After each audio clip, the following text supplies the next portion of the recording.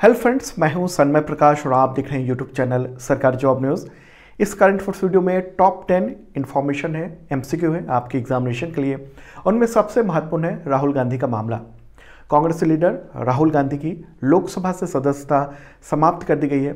4 साल पुराने आपराधिक मानहानि के मामले में उनको 2 साल की कैद की सजा हुई थी और उसके अगले ही दिन लोकसभा से सदस्यता चली गई।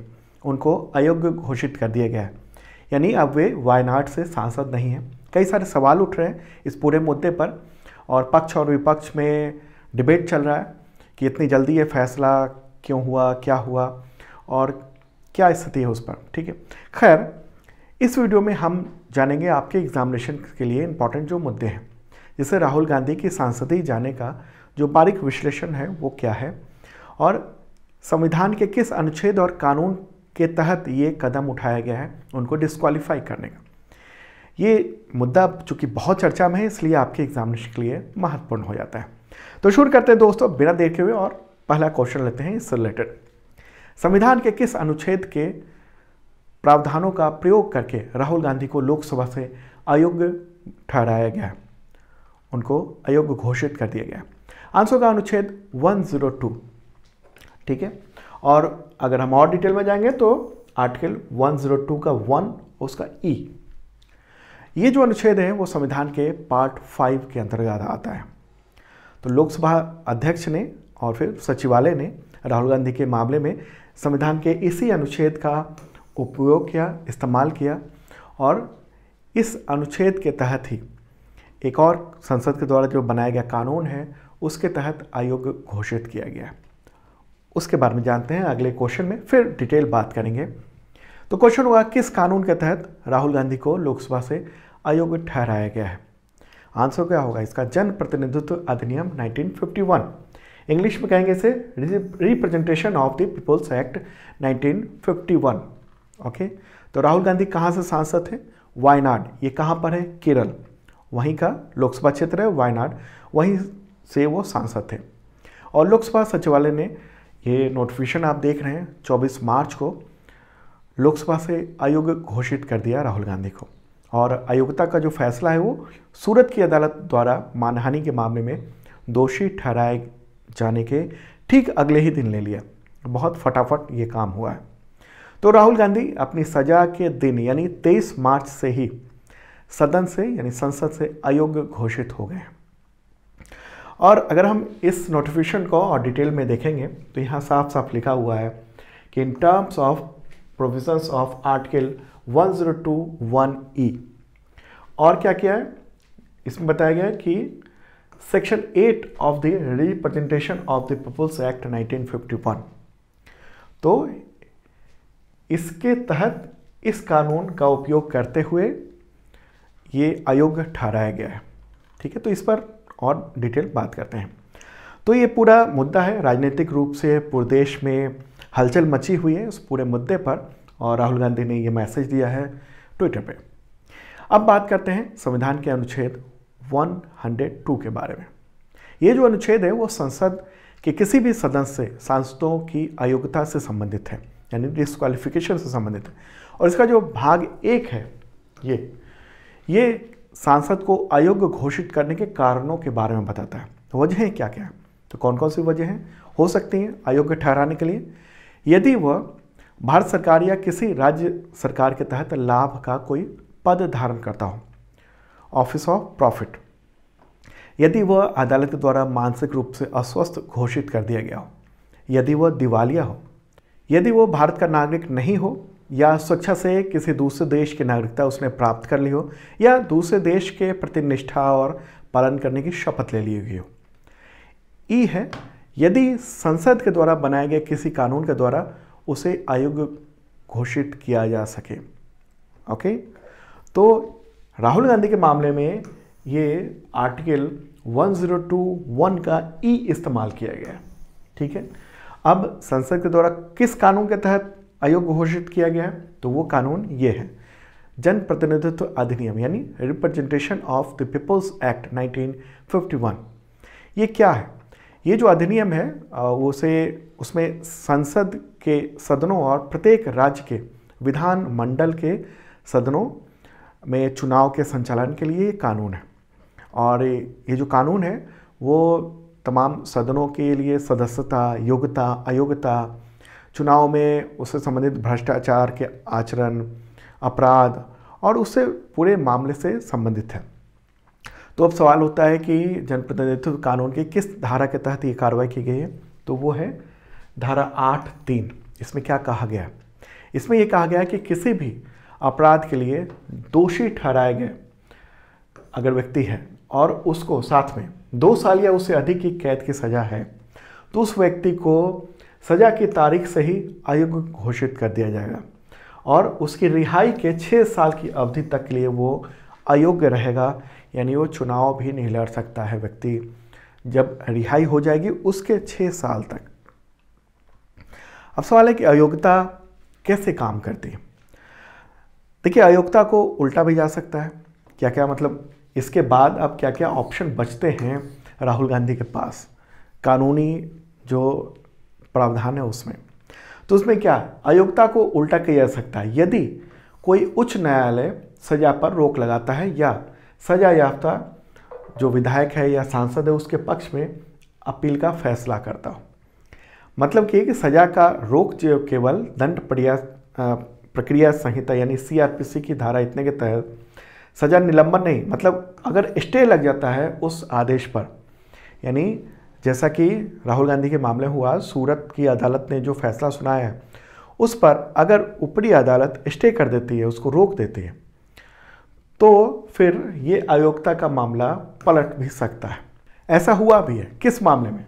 तो लक्षद्वीप के सांसद हैं मोहम्मद फैजल और उनको एक स्थानीय अदालत ने वहाँ की उनको सज़ा सुना दी थी और तुरंत ही उनको संसद से डिस्क्वालीफाई कर दिया गया था। लेकिन उसके बाद हाई कोर्ट ने यानी केरला हाई कोर्ट ने स्टे कर दिया, उस आदेश पर रोक लगा दी।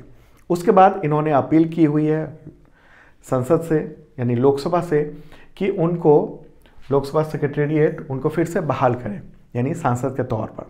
तो ये अभी मामला फिलहाल इनको कई बहुत सारे दिन हो गए हैं, तकरीबन 1 महीना होने जा रहा है, तो इसके बावजूद इनको अभी मतलब रीइंस्टेट नहीं किया गया है MP के तौर पर। ठीक है। और एक और बात बताऊं कि जैसे ही इनको अयोग्य ठहरा दिया गया था उसके चंद दिन के अंदर ही चुनाव आयोग ने वहां पर चुनाव का ऐलान भी कर दिया था, घोषित कर दिया था। लेकिन फिर चूंकि मामला ये आया और हाई कोर्ट ने कहा कि चुनाव अभी नहीं होगा और उसके बाद हाई कोर्ट ने ये फैसला सुना दिया इनके पक्ष में। ठीक है। तो ये भी हो सकता है कि राहुल गांधी के मामले में ये भी हो सकता है कि ऊपरी अदालत में अगर जाएं और वहाँ पर उनको स्टे मिल जाता है तो यहाँ से राहत मिल सकती है। अयोग्यता का मामला जो है वो विड्रॉ भी हो सकता है। अभी इसमें इफ़ एंड बट लगे हुए हैं। ठीक है। अच्छा, ये जो मामला है ना, ये अयोग्यता का जो मामला कानून है ये पहले इतना सख्त नहीं था। कब? 2013 से पहले ये इतना सख्त नहीं था। 2013 में क्या हुआ, इस कानून की धारा 8(4) उसको डिलीट कर दिया गया, उसको अयोग्य घोषित कर दिया गया। मतलब उसको संवैधानिक रूप से सुप्रीम कोर्ट ने कह दिया कि ये अब लागू नहीं रहेगा। तो क्या था उसमें? ये था कि दोष सिद्ध की तारीख से अयोग्यता केवल 3 महीने बीत जाने के बाद प्रभावी होगी। मतलब जिस तारीख को सजा हुई 2 साल या उससे ज़्यादा, उसके बाद 3 महीने का वक्त मिलना था। और अगर हाईकोर्ट के सामने वो व्यक्ति जा रहा है तो अपील दायर कर सकता था इस दौरान और फिर उसको छूट मिल जाती थी। लेकिन क्या हुआ? लेकिन हुआ ये कि 2013 में सुप्रीम कोर्ट ने इस नियम को, ये जो धारा इतना थे, इसको कह दिया ये गलत है। तो इस वजह से जो आदेश सुनाया गया उसमें ये सुनाया गया कि भाई जिस तारीख को आपको सज़ा मिल गई उसी तारीख को आपको खारिज कर दिया जाएगा, यानी अयोग्य घोषित कर दिया जाएगा। ठीक है। 2013 में उस वक्त मनमोहन सरकार थी, प्राइम मिनिस्टर मनमोहन सिंह थे और उन्होंने सुप्रीम कोर्ट के इस आदेश के खिलाफ ऑर्डिनेंस भी बनाया था, अध्यादेश। लेकिन इस अध्यादेश को उसी वक्त राहुल गांधी ने फाड़ डाला था और कहा था कि ये नॉनसेंस है। लेकिन वही जो सुप्रीम कोर्ट का आदेश है अब इन पर लागू हो गया है। ओके। तो अब ये जो मामला है वो आगे देखते हैं क्या होता है पूरा मामला, लेकिन जो कानूनी रूप से जो चीज़ें थी वो आपको समझ में आगे होंगी, ठीक है। और इसी कानून के तहत लालू प्रसाद यादव हो गया, आजम खां हो गए और कईयों की जो सदस्यता है वो जा चुकी है संसद से, विधानसभा से, इन सब से। चलिए अब आगे बढ़ते हैं। मुझे लगता है पूरी बात आप समझ चुके होंगे और इसका PDF भी अवेलेबल है, इस वीडियो के डिस्क्रिप्शन में चेक कर लेना। हिंदी और इंग्लिश दोनों लैंग्वेज में अवेलेबल है। और अगर आप अगले 1 साल तक करंट अफेयर्स का PDF लेना चाहते हैं और पिछले सालों के भी, और मॉक टेस्ट सीरीज में हिस्सा लेना चाहते हैं, तो 1 ईयर का मेंबरशिप है, 50% डिस्काउंट चल रहा है, बहुत मामूली सी रकम है। और इसके जरिए आपको PDF मिलता है करंट अफेयर्स का, वीकली, मंथली, क्वार्टरली, और कई तरह के PDF होते हैं और उसमें वीडियो के लिंक भी होते हैं, ताकि उसको अगर समझना चाहते हैं विजुअली तो क्लिक करिए और वीडियो ओपन हो जाएगा। ओके, तो कई तरह के PDF है उसमें, 1 लाइनर है, MCQ है, MCQ विद द डिटेल्स है, ताकि आपके एग्जामिनेशन में बहुत काम आ सके। और तमाम एग्जामिनेशन में हमारे क्वेश्चन अच्छे खासे टकराते हैं, BPSC हो गया, EPPSC हो गया, UPSC हो गया, SSC हो गया, उन सब में। तो इस मेंबरशिप के जरिए PDF मिलता है, साथ में मॉक टेस्ट, करंट अफेयर्स का, इसके अलावा टेस्ट सीरीज है तमाम एग्जामिनेशन के लिए, जो बहुत सस्ते में यहाँ पर अवेलेबल है और बुक्स में छूट मिलती है। तो डिस्क्रिप्शन चेक कर लेना और ये व्हाट्सएप का हेल्पलाइन नंबर भी है, देख सकते हैं आप। उम्मीद है आपको काम आएगा ये। तो अगला क्वेश्चन लेते हैं। नेवल एक्सरसाइज कोंकण 2023 भारत और किस देश के नौसेना के बीच में आयोजित हुआ? आंसर है यूनाइटेड किंगडम। कोंकण 2023 ये आयोजित हुआ है और ये 2 साल पर आयोजित किया जाता है। और मार्च में कब से कब तक हुआ? तो 20 से 22 मार्च तक ये आयोजित किया गया है। और यूनाइटेड किंगडम की रॉयल नेवी ने इसमें पार्टिसिपेट किया। इंडियन नेवी की ओर से इसमें गाइडेड मिसाइल फ्रिगेट INS त्रिशूल ने पार्टिसिपेट किया, ठीक है। और हिंद महासागर में आयोजित किया गया। इंडियन नेवी की बात कर रहे हैं, इंडियन नेवी के चीफ कौन है इस वक्त? Admiral R Harikumar. अगला क्वेश्चन लेते हैं। प्रदीप सरकार का निधन हो गया 24 मार्च 2023 को, तो इनमें से क्या थे, क्यों पॉपुलर थे? आंसर होगा फिल्म निर्देशक थे, फिल्म डायरेक्टर थे प्रदीप सरकार। कई फिल्मों का डायरेक्शन किया था उन्होंने, जैसे परिणीता जो फिल्म थी, मर्दानी फिल्म थी, ये उनका जन्म हुआ था 1955 में कोलकाता में। काफ़ी मशहूर वो फिल्म डायरेक्टर थे। अगला क्वेश्चन लेते हैं। किस देश को ब्रिक्स का न्यू डेवलपमेंट बैंक है NDB उसका नया मेंबर बनाया गया है? आंसर होगा इसका मिस्र यानी इजिप्ट, ठीक है। मिस्र को शामिल करने का नोटिफिकेशन अभी 22 मार्च 2023 को जारी हुआ है। हालांकि इसके बारे में काफ़ी पहले फैसला हो गया था, ठीक है। तो न्यू डेवलपमेंट बैंक है और ये ब्रिक्स देशों यानी ब्राज़ील, रूस, भारत, चीन और दक्षिण अफ्रीका उसके द्वारा 2014 में स्थापित किया गया था। और ये बैंक इंफ्रास्ट्रक्चर डेवलपमेंट इन सब के लिए जो मदद करता है मेंबर कंट्री को। Okay, new Development bank. हालांकि इसमें कुछ और देश भी शामिल हुए थे इस बैंक के मेंबर के रूप में, जैसे बांग्लादेश, UAE, उरुग्वे, ये सब भी शामिल हो चुके हैं। तो अब कितने मेंबर हो गए हैं न्यू डेवलपमेंट बैंक के? ब्रिक्स के मेंबर नहीं, यहाँ न्यू डेवलपमेंट बैंक की बात हो रही है। तो Bangladesh, Brazil, China, Egypt, India, Russia, south Africa, UAE और उरुग्वे, ये सब मेंबर हैं, ठीक है। तो नया मेंबर जो हो गया है वो मिस्र है यानी इजिप्ट है। इजिप्ट कहाँ है मैप में वो भी देख लेते हैं। प्यारा भारत रहा है ये हमारा। और अब चलते हैं इजिप्ट की ओर, ठीक है। तो यहाँ देख रहे हैं आप, ये रहा इजिप्ट, उसकी राजधानी क्या है? काहिरा, ठीक है, इजिप्ट। राष्ट्रपति कौन है? अब्देल फतह अल सीसी। वो अभी हाल ही में जो गणतंत्र दिवस समारोह हुआ था उसके चीफ गेस्ट भी थे वो। मुद्रा क्या है वहाँ की? Egyptian pound. अगला question. BRICS New Development Bank उसकी नई प्रमुख कौन बन गई है? क्या नाम है इनका? आंसर होगा डिल्मा रोसेफ। क्या नाम है? डिल्मा रोसेफ, ठीक है, प्रेसिडेंट बनाई गई है न्यू डेवलपमेंट बैंक की।